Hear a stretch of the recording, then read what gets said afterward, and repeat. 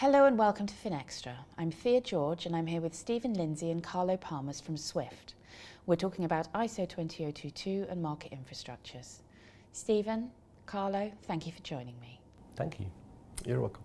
Stephen, turning to you first if I may, how would you describe the state of play with ISO 20022 adoption globally? I think it's coming along now really quickly. New market infrastructures that we see almost always announce that they're going to use ISO 20022, it's more or less a default. With market infrastructures that are modernising their services, we're also seeing ISO 20022 being chosen almost every time.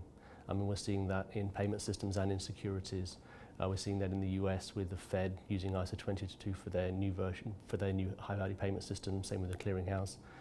Here in the UK, the Bank of England has announced that they'll use ISO 20022 for their new RTGS, and the same story in Europe, where the target system is also going to move to ISO 20022 in common with the target 2 for security system that has been ISO 20022 for some years.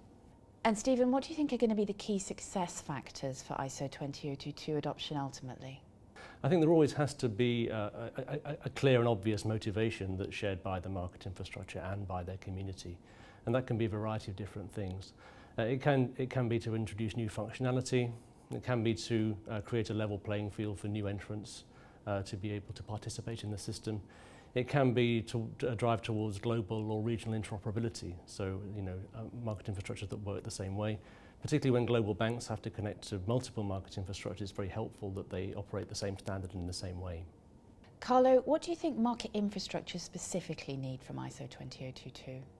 Well, market infrastructures are looking for a common language that they can use to talk to each other and to their participants. Typically in the past, a market infrastructure was an organization that is operating in a domestic or a regional level with their own participants, a limited number of players, and therefore they could set their own standard, their own language.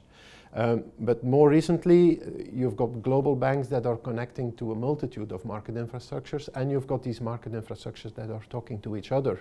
So they need a single language that they can use to do their financial communications.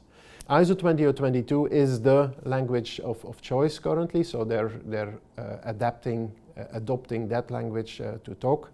But what we're seeing is that even if it's the common language, the way they're using it might still be slightly different.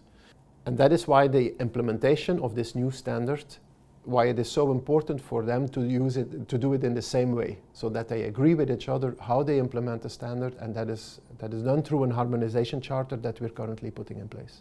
So Stephen, Carlo mentioned the harmonization charter. A couple of years down the road with that, how would you say it's going? It's going extremely well.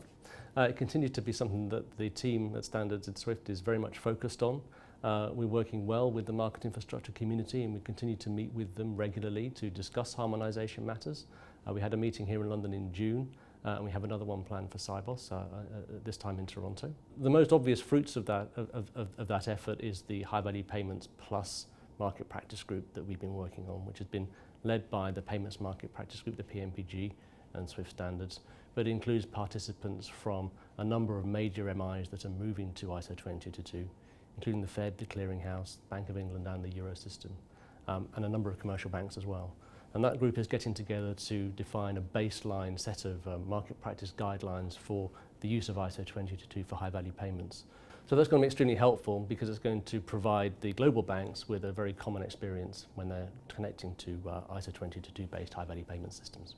So Carlo, this all has to be financially viable. What are some of the economic concerns you're seeing and how are you addressing them? We have addressed that concern at Swift by introducing a pricing principle that says that if you move from one standard to the other, from one standard to ISO 20022 XML, we would guarantee that the price is not going up for the same kind of business, for the same business types. So in that way, the pricing should definitely not be a hurdle, neither for market infrastructures nor for the participants to these market infrastructures to start talking ISO 20022 amongst them. Guys, this has been great. Thank you very much indeed. Thank you. Thank you. And thank you for watching.